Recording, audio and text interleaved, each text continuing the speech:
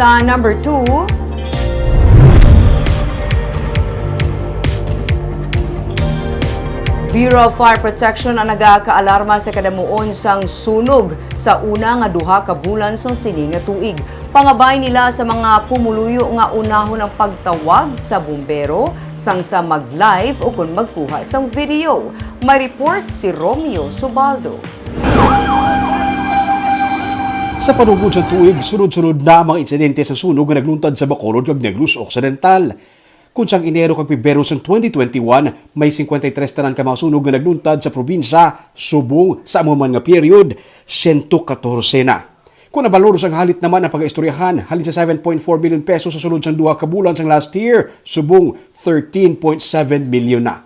Sunod sa Provincial Fire Director sang Negros Occidental nga si Chief Inspector Kim Celiso, makaalarma na ang mga numero. Masami, bulan sang Marso nagadamo ang fire incident pero wala pa makatapak ang bulan sang Marso. Amat-amat na nga nagasaka ang mga numero.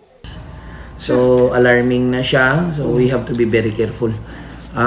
Sa Fire Prevention Month, since actually the Proclamation 115A was declared because of the statistics report. Na-observe sa statistics nga ang March is dira ang pinakadamo ng sunog.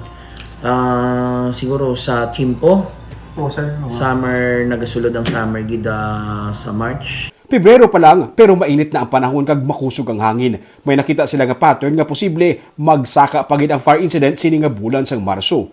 Base sa records ng BFP, ang nagapanguna nga rason sa pagluntad sang sunog among electrical connections. Nagasunod ang napabayaan nga lulutuan kag ikatatlo napabayaan nga kandila o kun gasira. Ang nakita naman nga rason sang BFP kun nga nagaluntad ini amo nga gubaon ang mga gamit kag madugay na kag wala ma-inspect ang electrical connections. We have may ara kita nga may failures ang equipment naton. Example aton mga electric fan, mga kwantada mga electrical equipment naton nga ginagamit sa balay. Tapos ang aton wiring wala ta na pa-rewire. Mga dugay ta nga wiring mga dilapidated na.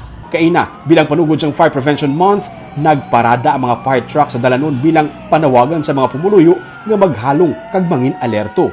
Isa man sa ginapangabay nila sa mga pumuluyo nga kung may magluntad nga sunog sa inyong lugar, unahon anay ang pagtawag sa bumbero antes mag-live o kung mag-video. Yan ay pag-video kag ibutang sa social media. First call us before nga mag-video ka mo. Kay mostly ang nakita namon di na video anay. Kapangayo kami bulig sa inyo, especially maka-witness ka mo, please call us first before you vlog. Ang BFP, hindi lamang mga bumbero, rescuers naman sila sa karon. Sa bisan ano nga sa isang emergency cases, nagaresponde man sila. Kung malinhon YouTube to Pebrero, may 441 sila tanan ka mga vehicular accident nga ginrespondihan.